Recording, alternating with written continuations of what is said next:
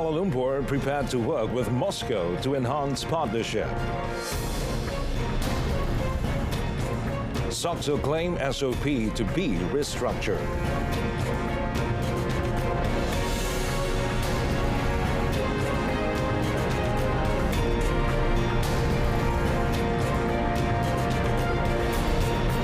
Well, Salam Malaysia Madani. Good evening. I'm Muhammad Amin Carlos and you're watching Malaysia Tonight. Well, Kuala Lumpur is ready to collaborate with Moscow to strengthen the existing partnership. Now, these efforts will be intensified, especially as Malaysia takes on the role of ASEAN chair next year.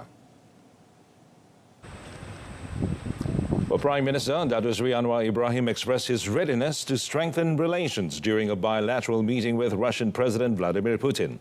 The Premier assured that he would play his role as ASEAN chair effectively to boost the economy both on the national and regional level. We in ASEAN too look forward to your participation. As you know, ASEAN is always engaged with Russia. We have open trade, focusing on semiconductor and some other related fields. And I think I look forward to work with you and your team. And I can assure you, when I assume the chairmanship of ASEAN, we will make sure that my colleagues in ASEAN take the same position to enhance our collaboration with Russia.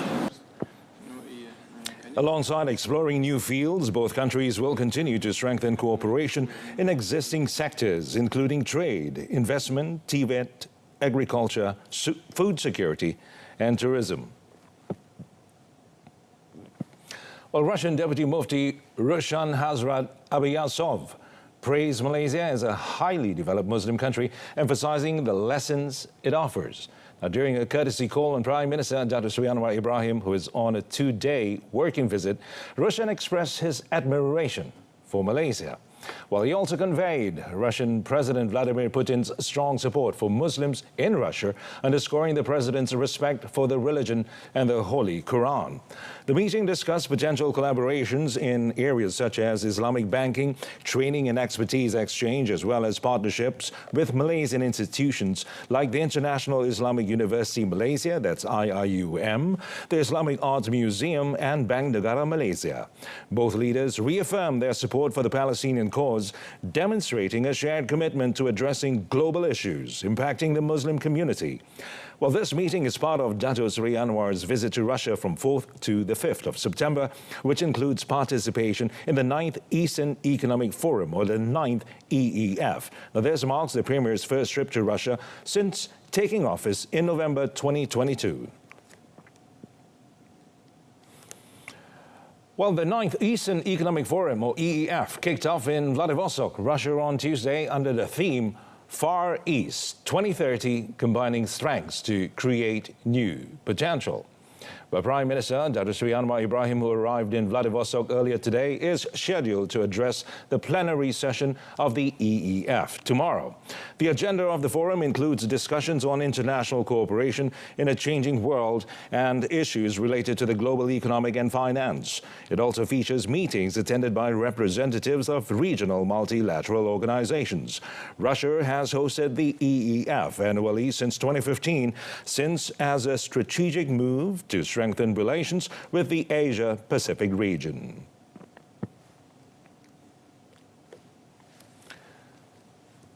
The Social Security Organization, SOXO, has been directed to restructure its standard operating procedures for claims, including those for permanent disability benefits.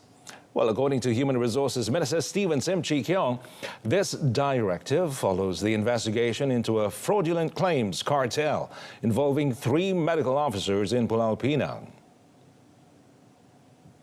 Sim, when met today, announced that all SOXO benefit claims linked to these hospitals have been temporarily suspended, and an internal investigation by SOXO's Anti-Fraud, Ethics and Integrity, or AFEI division, uncovered the cartel's operations. There's no compromise on this issue. Saya juga telah mengarahkan Perkeso berikutan isu ini untuk mengambil satu langkah proaktif menjalankan rombakan terhadap proses membuat tuntutan agar kita boleh mengelakkan perkara seperti ini daripada berulang. Dan seperti yang dinyatakan oleh YB, kita tidak akan berhenti di sini. Kita akan meneruskan siasatan. Mungkin ada lagi kes-kes tuntutan yang akan dikenal pasti dan tindakan susulan akan diambil untuk kita bekerjasama dengan SPRM. 33 individuals have been arrested for their involvement in this fraudulent scheme with losses estimated at over 2 million ringgit. The operation will continue in partnership with the Ministry of Health to identify similar activities in other hospitals. Well, on that note, 3 doctors are among 33 individuals remanded to assist with the investigation into alleged falsification of the Social Security Organization, or SOCSO, disability claims in Pulau Pinang.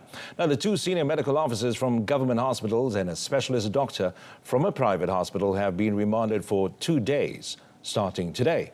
Now, besides them, 19 SOCSO contributors, 8 agents and 3 runners aged between 26 and 60 have been remanded for 1 to 3 days. Magistrate Nadratun Naim Mohammed Saidi issued the remand order following applications by the Malaysian Anti-Corruption Commission, the MACC.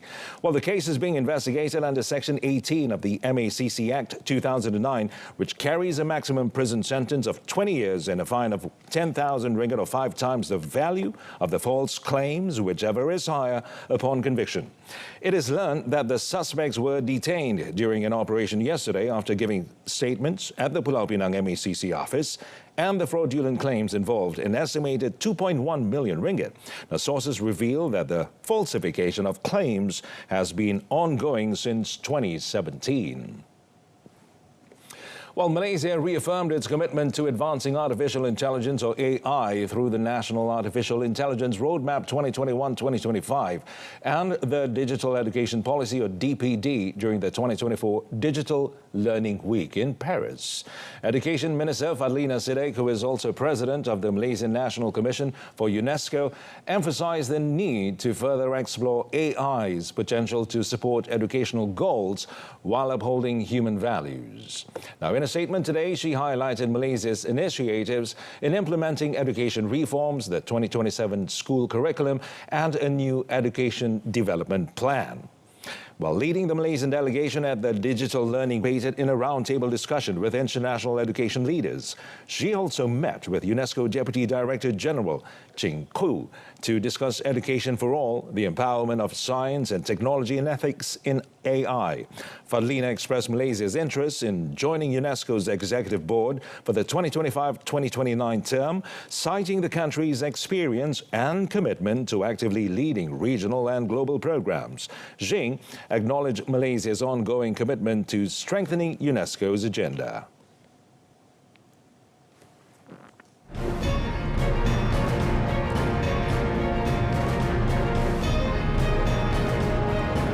Coming up next, New Zealand Premier hails Malaysia's potential, strengthens bilateral relations.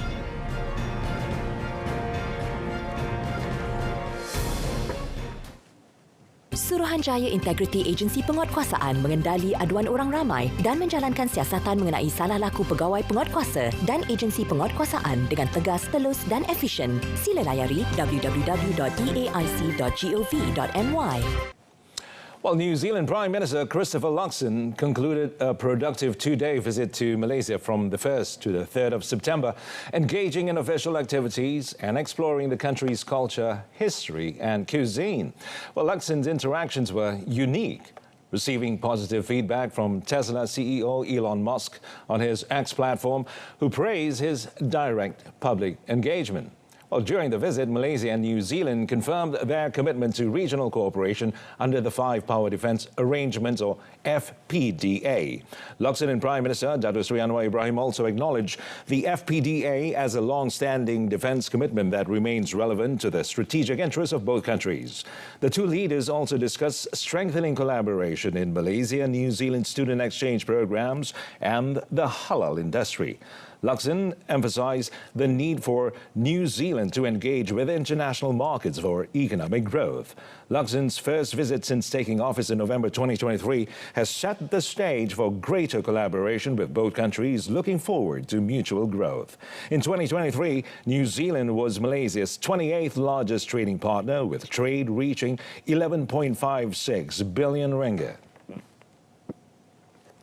Well, Kerana Investment Bank Berhad forecasts that investors will continue to focus on the banking sector, which remains attractive amidst improving economic conditions. Now, however, from a longer-term perspective, the investment bank suggests that the market may have already seen significant investments in high-growth stocks, likely driven by foreign investors capitalizing on the strengthening ringgit. Well, the momentum may sustain in the short term, but the banking sector are cautious about the potential for excessive lending to meet market demand, which could expose banks to heightened risks, particularly from a few large projects. Well, following the second quarter of the 2024 earnings season, Kerana has maintained its overweight rating on the banking sector. Well, it said the near-term fundamentals for the sector remain strong, supported by robust domestic demand and economic development.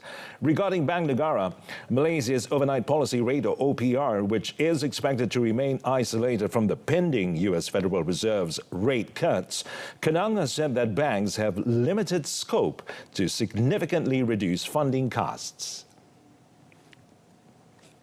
Well, Maybank Investment Bank Berhad has revised up the year-end target for the FBM-KLCI main indicator index to 1,720 points from 1,680 points. Well, the improvement is driven by an assessment of the balance of risks in addition to core earnings growth in most sectors. So the research firm remains optimistic about the outlook domestically, but remains cautious about external factors. Like in the near term, the 2025 budget, which is scheduled to be presented on October 18th, will be the focus of the market. In addition, the main focus in the short term are the signing of the Johor-Singapore Special Economic Zone in November 2024 and the presentation of the 13th Malaysia Plan by next year. In its latest research note, Maybank IB also set an initial target for the FBM-KLCI by the end of next year at 1,840 points. Meanwhile, the banking institution maintains an overweight ratings on banking, construction, consumer, real estate, and aviation. Well, Malaysia has emerged as the second top destination for foreign inflows in ASEAN this year. And according to Maybank IB, foreign funds in the local equity market jumped to 2.55 billion ringgit in August compared to 1.32 billion ringgit in July. So August also marked the highest monthly foreign inflow since March 2022, reaching 3.29 billion ringgit. This strong buying momentum, which began in mid-August, has been supported by the strengthening ringgit, anticipated due to the U.S. Federal Reserve's monetary policy. Yet to date, net foreign purchases in Malaysia's equity market have reached 3.05 billion ringgit, a significant improvement from the net sales of 2.34 billion ringgit recorded in 2023. Well, domestic banks reported better performances in the second quarter of 2022, driven by a mild recovery in net interest margins and lighter provisions. Now, RAM Rating Services Berhad said 8 RAM-rated local banking groups posted higher pre-tax profits, with the average pre-tax returns on assets of the 8 banks rising to 1.41% in the second quarter of 2022 from 1.37% in the first quarter same year. So in a release statement, co-head of Financial Institution Ratings, Wong Yin Cheng, said the banks have been managing their funding costs actively by shedding expensive deposits to improve margins. Now, the 8 selected banks are Affin Bank, Alliance Bank Malaysia, AMMB Holdings, CIMB Group, Hong Leong Bank, Malayan Banking, Public Bank, and RHB Bank. It said rebound in business loan growth, which began in late 2023, was largely sustained through first half of 2024, supported by the strong underlying economy. She also said Malaysian banks' robust asset quality underpins their strong credit fundamentals. Well, Malaysia has demonstrated its continued appeal to investors and resilience by attracting a substantial 18% year-on-year increase in approved investments to 160 billion ringgit across the services, manufacturing and primary sectors for the first half of 2024. So this surge in investment is backed by a substantial 2,948 investment projects, which is expected to create a significant 79,187 new job opportunities. And in a release statement, Minister of Investment, Trade and Industry, or MITI, Tengku Datuk Seri Zafrul Tengku Abdul Aziz, said this performance is a testament to Malaysia's commitment to creating a pro-investment, business-friendly environment that fosters industrial transformation and economic growth. Well, he said ASEAN is forecast to grow at 4.6% in 2024 and 4.7% in 2025 on solid improvement in both domestic and external demand.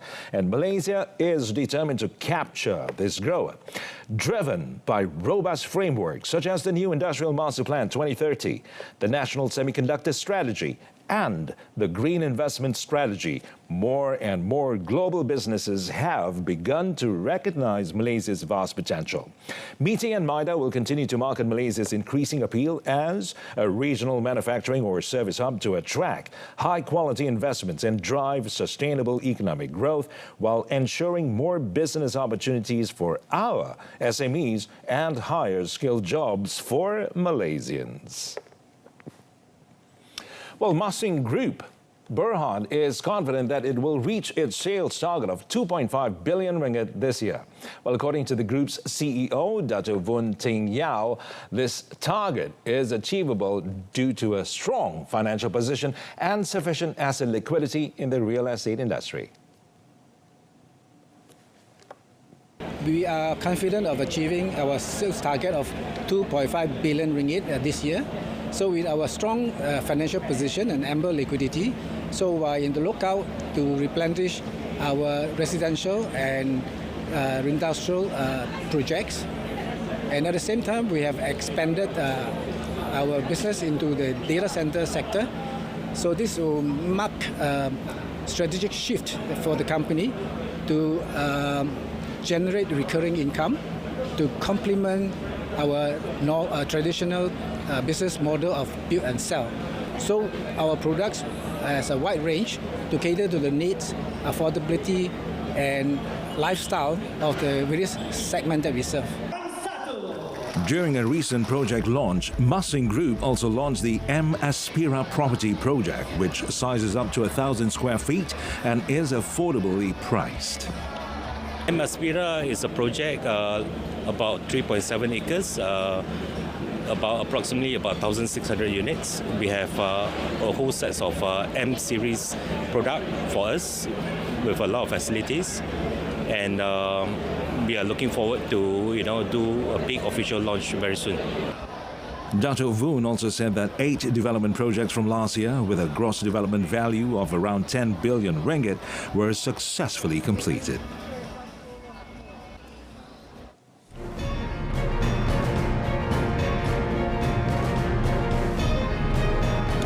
Well, still ahead, Thai King endorses Pai Tong Tan's new cabinet.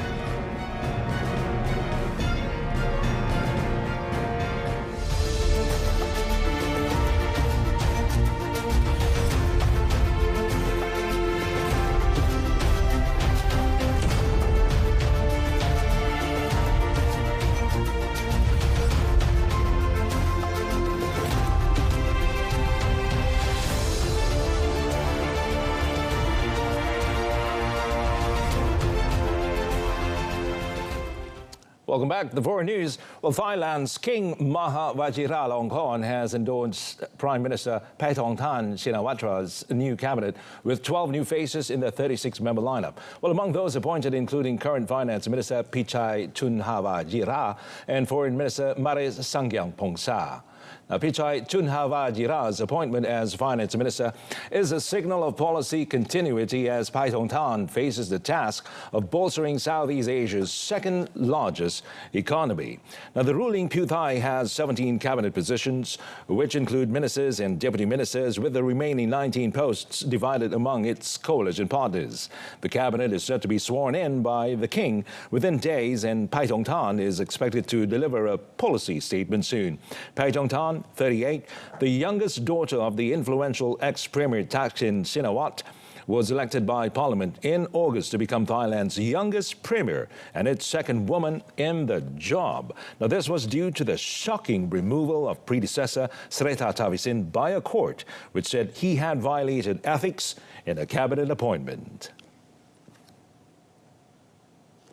Well, Indonesia's President Joko Widodo on Wednesday praised Vatican City's consistent support for peace in Palestine and their backing of a two-state solution. Well, Pope Francis, the leader of the Catholic Church in Vatican City, has urged political leaders in Indonesia, the world's most populous Muslim-majority country, to guard against religious extremism. Well, he warns against extremism and violence amid his visit to the Indonesian capital. The 87-year-old Pope delivered his speech to some 300 politicians and religious leaders at Jakarta's Merdeka Presidential Palace. The pontiff said the Catholic Church would increase its efforts toward interreligious dialogue in hopes of helping tamp down extremism. President Widodo, also known as Jokowi, praises the Vatican's support for peace in Palestine. Seperti yang kita ketahui bersama, konflik dan perang terjadi di berbagai belahan dunia, termasuk di Palestina, yang telah menelan lebih dari 40.000 korban jiwa. Indonesia mengapresiasi, sangat menghargai sikap Vatikan yang terus menyuarakan, menyerukan perdamaian di Palestina dan mendukung two-state solution. Indonesia has about 280 million people and is estimated to be 87% Muslim. Freedom of religion is guaranteed in the country's constitution, something the Pope referenced in his remarks. Well, intense monsoon rains and floods in India's southern states have killed at least 25 people, with thousands rescued and taken to relief camps. Well, at least 16 people have been killed in Telangana state and 9 in neighboring Andhra Pradesh in the past 2 days. Director General of Telangana's Disaster Response and Fire Service said 400 millimeters, which is equivalent to 15.7 inches of rainfall, had been recorded within 24 hours. India's Air Force had flown in more than 200 rescue officers and 30 tons of emergency aid to both states. Now, rains cause widespread destruction every year, but experts said climate change is shifting weather patterns and increasing the number of extreme weather events. Last week, at least 28 people were killed over 3 days in the western state of Gujarat. The northeastern state of Tripura was also hit by floods and landslides in August, with more than 20 people killed.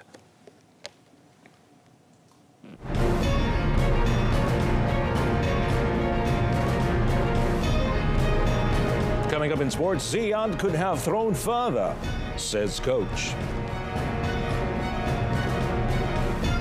Well, national coach Faisal Harun believes his charges, Ziyad Zulkifli, could have thrown further than he did at the Paris Paralympics on Tuesday. Well, Ziyad, gold medalist at Rio 2016, was forced to settle for silver in the men's shot put for the F20 intellectual impairment on a 17.18-meter throw at Stade de France. Now, Faisal admitted that it was not the resolve they were hoping for, as he knows that Ziyad is capable of more. Ukraine's Alexander Yarovyi was just too good on the day, as he broke the world record twice after notching 17.6 and 17.61 in his third and fourth attempts to win gold. The former world record of 17.57 meters had been set by his compatriot Maxim Koval last year. Koval, gold medalist at Tokyo 2020, was forced to settle for bronze this time on 16.99 meters. Ziyad, whose nickname is the Smiling Giant, was disqualified from the event at Tokyo 2020 after turning up 3 minutes late to the athlete's call room prior to his event. He was allowed to compete under protest and went on to win. His protest was, however, rejected after the competition ended and he was subsequently disqualified. American Tiafoe reached the U.S. Open semi-final for the second time in 3 years on Tuesday after Bulgarian Grigor Dimitrov retired injured from their match while trailing 6-3, 6-7, 6-3, 4-1. This is tennis. Now Tiafoe with next meet 12 seed Taylor Fritz in an All-American clash with both players aiming to break a 21-year U.S. men's major drought in a major tournament where many of the top contenders were eliminated early on. Now 9th seed Dimitrov, who had to retire with a groin injury during his 4th round tie against Daniil Medvedev at Wimbledon this year, left after the 3rd set for medical treatment and slogged through a few games in pain as his team urged him to retire.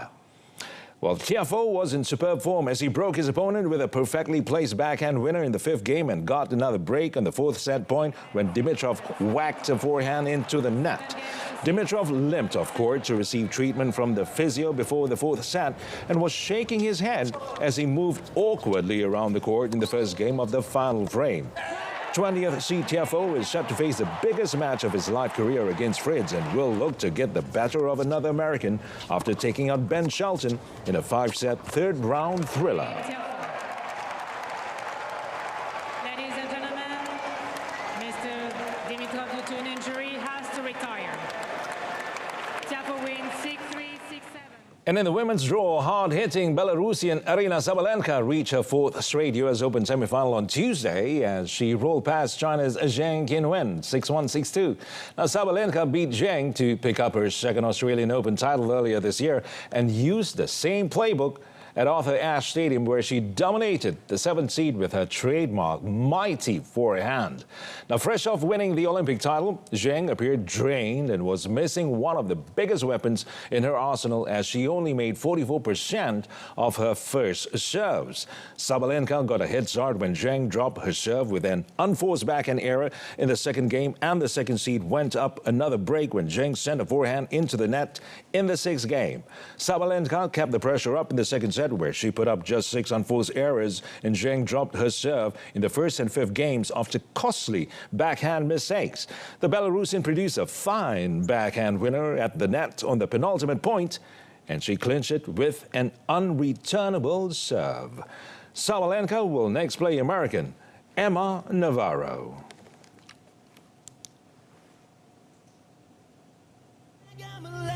Sukan Paralimpik Paris 2024.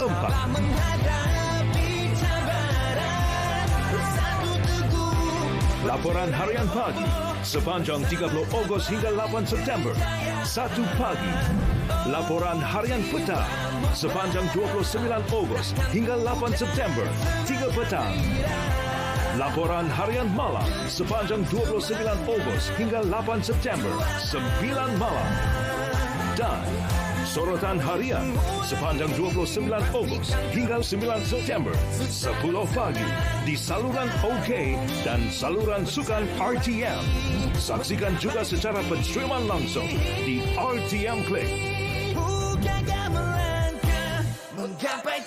Well, that's it from us this evening. In our top story, Kuala Lumpur prepared to work with Moscow to enhance partnership. Malaysia Madani, Jiwa Merdeka. I'm Muhammad Amin Carlos. Thanks for watching.